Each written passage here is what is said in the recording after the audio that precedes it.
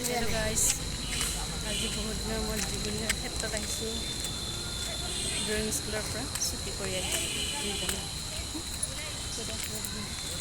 জয় জুবিন।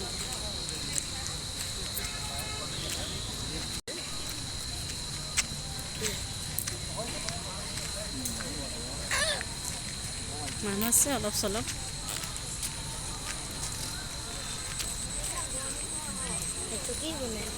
ইয়াতেতো পৰিছে ন? এতিয়া জুবিনৰ আছে সেইখিনি নাই